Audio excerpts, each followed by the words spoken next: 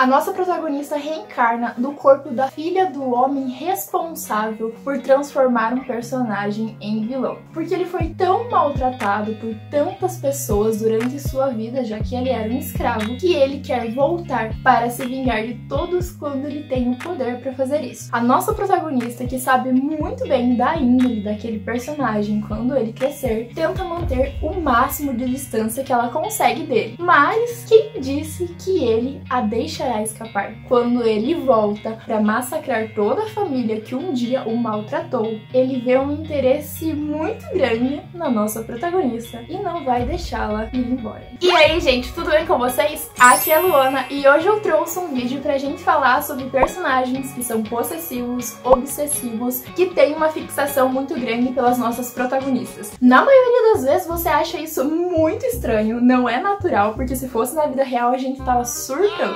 Nas histórias a gente também surta, só que a gente surta de um jeito bom, de um jeito que aquece o nosso coração. Por quê? Porque a gente não quer que as pessoas desistam de nós. E quando a gente pega uma história onde tem um personagem assim, a gente lê. E essas histórias, pode apostar que você também vai ler. Mas antes de tudo, deixa um like nesse vídeo se você valoriza meus vídeos aí, pra que eles cheguem a mais pessoas. Também já se inscreve no canal se você for um surtado novo aqui do canal. Pra gente falar sobre muitos manhwas daqui pra frente, tem muitas histórias que eu preciso trazer pra vocês, que sim, perfeitas, maravilhosas, e que vocês precisam surtar junto comigo. Se você quiser comprar qualquer coisa dentro da Amazon, usa o link do canal, que assim você ajuda a gente a crescer, ajuda a melhorar a qualidade dos vídeos, sem pagar nada por isso. Você apenas compra o que você quiser e uma pequena porcentagem vem aqui pro canal. Mas vamos falar sobre esses manhwas que foi difícil classificar qual foi o meu favorito. O primeiro webtoon que eu trouxe pra essa lista é Meus Sogros São Obcecados por Mim, com 43 capítulos a última vez que eu fui ver, então tem uma boa quantidade aí pra você não ficar tão frustrado quando acabarem os capítulos. O primeiro capítulo desse manhwa já é instigante, porque a gente tem um salto no futuro. A gente vê como é que é a relação de todas as pessoas daquela família com a nossa protagonista, que aliás tem um nome muito esquisito. O nome dela é Perichsat, mas ela é muito bonita, o desenho dessa obra aí vale a pena. A gente vê, né, no primeiro capítulo, toda a interação que ela tem com a família e o quanto ela é protegida, o quanto ela é querida, mas a história não começa assim. A história começa com a nossa protagonista morrendo na mão do marido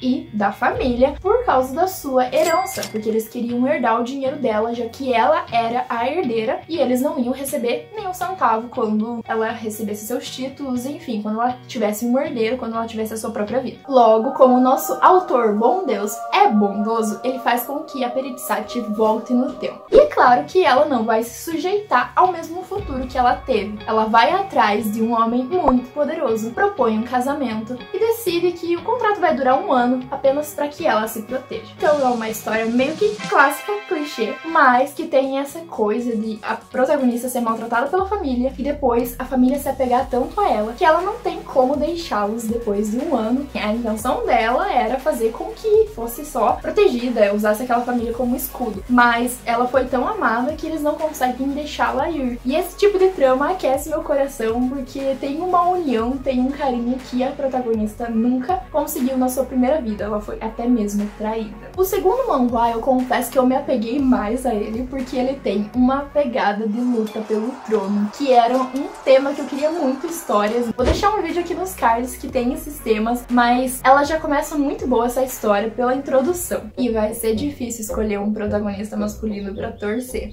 E ele se chama Eu Criei um Servo Obsessivo. Tem muitos pontos que eu gosto nessa história, porque ela já começa com a imagem da protagonista, que no caso seria a vilã da trama, e a verdadeira heroína que vai conquistar tudo que ela sempre quis, sempre sonhou, no caso, a personagem principal de uma história. Começa com as duas dizendo que elas estão lutando entre si pelo posto de imperatriz, mas quem perde essa batalha é a Yurina Kartia, que é a nossa protagonista, a nossa pessoa que a gente vai acompanhar a história. E ela perde essa batalha, essa luta de poder, não porque ela literalmente foi lá e perdeu uma briga, mas porque ela foi assassinada criada pelo Carrion, que foi o mago mais genial do século e que amava a Lydia de Flon, que era a concorrente da nossa protagonista. Como o Carrion amava a Lydia, queria a felicidade dela, ele foi lá e eliminou o obstáculo que a Yurina representava na vida da Lydia, simples assim. E foi assim que a primeira vida da Yurina acabou. Mas, como novamente temos um bom autor, né, um autor super condolente com as nossas vilãs, vai lá e ressuscita a vilã e fala assim, ó, viu, faça certo dessa vez, porque já não tô aguentando ver você só passando perrengue. Então, a nossa pequena Yurina, muito sábia e muito calculista, ela vê que o único obstáculo que fez com que ela caísse na sua outra vida foi o Carrion. Então, ela vai atrás desse menino, vai criá-lo, vai cuidar dele e vai fazer com que ele passe pro lado dela. Porque quando ela estiver lutando com a Lydia, o Carrion vai estar do seu lado. Ela vai atrás dele, encontra ele, dá roupas novas, faz com que ele tenha uma casa, que tenha um tutor, que comece a estudar. E renomeia ele como Reynard. Não dá o nome de Carrion porque foi a sua vida passada e outra pessoa renomeou ele. Ela dá um novo nome pra ele nessa vida. Mas qual que é a parte mais interessante dessa trama? Porque esse menino, que vai se transformar no servo dela, vai se apegar a ela. Só que se fosse um romance entre os dois, tava tudo bem. Só que tem o príncipe. Gente, que casal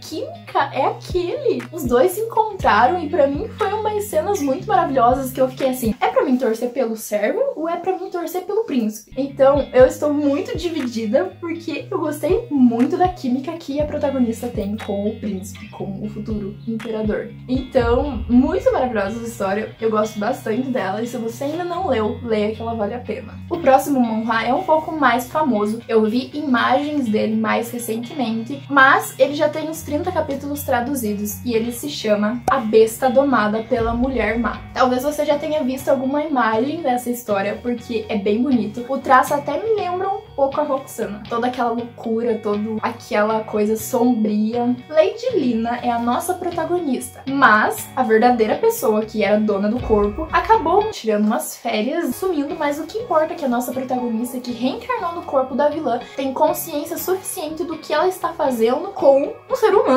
Ela está o transformando em uma besta, porque ela aplica uma espécie de droga, ele é drogado e induz ele a pesadelos, fazendo com que ele se torne dependente dela. Quando ela reencarna naquele corpo e vê a atrocidade que está acontecendo, ela faz de tudo para que o nosso protagonista masculino, que além de conta é próximo imperador, se livre desse mal, faça com que se cure dessa droga, pare de ter dependência dela, que vá embora, que seja livre, que encontre o amor, porque no final das contas Lady Lina será morta, porque ele iria fugir na história original e iria fazer com que ela morresse e pagasse por seus crimes por tê-lo torturado durante tantos anos. A Lady Lina, tanto para se preservar, né, e para fazer com que o protagonista masculino seja livre, começa a se afastar dele, começa a dar a cura para ele, mas ele está muito apegado a ela. A história tem um salto, do tipo, ele vai embora, acontece várias coisas, ele conhece a protagonista feminina,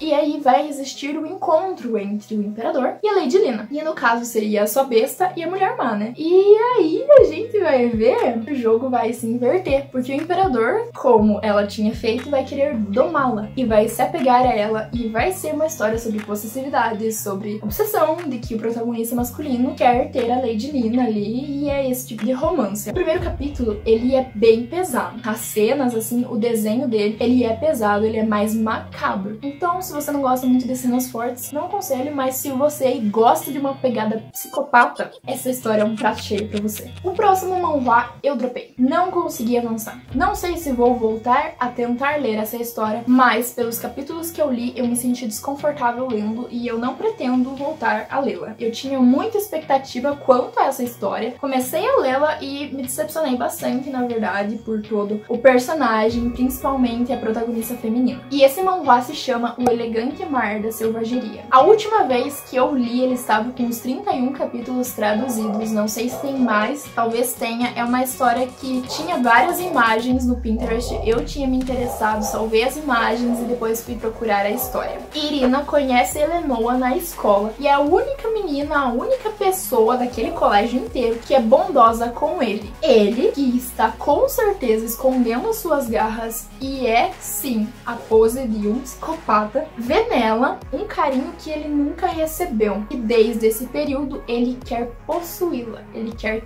tê-la para si. E esse é um ponto bastante importante, porque ele, no começo da história, nesses capítulos iniciais, não a ama. Ele apenas a trata como um objeto. E mesmo que ela seja um corpo vazio, ele precisa tê-la. A nossa protagonista cresce, se vê endividada, não tem pra onde correr e precisa da ajuda do Elenoa. Ele a ajuda, mas em troca ela precisará ficar com ele. Nisso, todo o relacionamento da protagonista se quebra, tanto o amoroso, tanto a vida social dela, tanto os planos futuros que ela possa ter. Ela começa a trabalhar como uma empregada na casa daquele homem poderoso, mas não demora muito tempo e ela se sujeita a ele. É basicamente essa uma sinopse, talvez ficou até um pouco vaga do jeito que eu falei pra vocês, sem emoção, porque eu não gosto de como o protagonista se comporta e como a trama é levada. Eu gosto do protagonista masculino porque ele é linear, ele age de acordo com quem ele é, ele não é discrepante, ele teve uma infância difícil, ele foi criado em um ambiente muito tóxico, o que o transformou em um vilão. Ele é um vilão, ele admite. Eu gosto do protagonista masculino porque ele tem veracidade,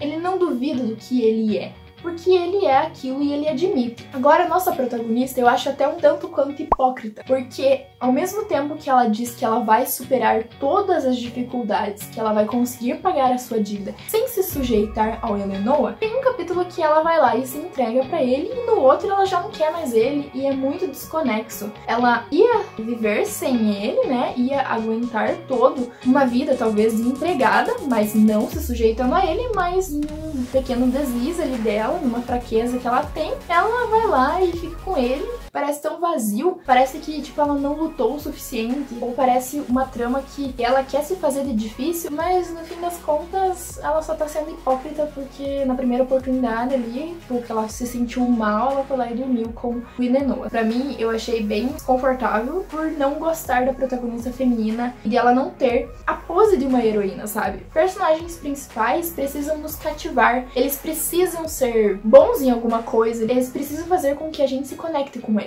E quando isso não acontece, a gente não leva muito a trama à frente. Porque se ela fosse decidida ao ponto de, por exemplo, durante um ano eu tento te amar e se eu não conseguir, você me liberta das dívidas e eu vou embora. Mas durante um ano eu vou fazer de tudo pra amar você. Isso seria um caminho melhor do que ela apenas ficar, não, eu não quero você, não, eu não quero você, não, eu não quero você. Mas aí na primeira oportunidade, não, eu fiquei com você, mas agora é um erro e eu não quero mais você. É uma personalidade que me irrita e que me tira do sério. E eu não gostei disso por causa dessas partes, assim. Mas do protagonista masculino, do vilão que ele é, eu gosto. Ele é confiante, ele sabe que ele é um vilão. E ele não tá nem aí em admitir isso. Porque se ele quer alguma coisa, ele vai atrás. E agora a gente vai falar sobre Falhei em Abandonar o Vilão. Ela tem mais de 40 capítulos traduzidos e é a história que eu estava falando na introdução do vídeo. A nossa protagonista é a Valeta. E ela é uma reencarnada que sabe que o servo, que o escravo que está ali na casa dela não é uma pessoa muito boa e vai se transformar no vilão que irá massacrar toda a sua família, inclusive ela mesma. Ela não tem voz ativa naquela casa pra dizer pro pai, liberta essa pessoa, sei lá, manda pra longe, cuida dessa pessoa em outro lugar, mas não maltrata ele, não mantém aqui. O pai dela só quer usá-la porque ela tem um poder, eu acho que ela é alquimista, não sei, ela tem um poder, ela também tem contrato com espíritos, e o pai dela só tá interessado em utilizar ela é tipo um objeto também, ela não tem voz ativa naquela casa. Ela nunca maltrata o vilão daquela história, sabendo que no futuro ele vai voltar pra se vingar de todas aquelas pessoas que maltratavam ele. E quando isso acontece, quando o tempo passa, quando eles crescem, ela está a ponto de perder sua vida, porque todas dessa família já se foram, da sua família entre aspas, né? Família ali não tinha nada, né? Ela tá a ponto de fugir, ele não deixa, sequestra ela, mantém ela presa. E aí vai começar a desenvolver uma espécie de relação entre os dois. O que fez com que o vilão não a matasse? O que fez com que ele a trouxesse para si? Qual é o potencial da protagonista feminina ao usar seus poderes? Pra onde que essa história vai caminhar? Eu acho muito interessante tudo o que acontece. É uma história sobre possessividade, sobre obsessão, até porque ela fica presa nos domínios do vilão,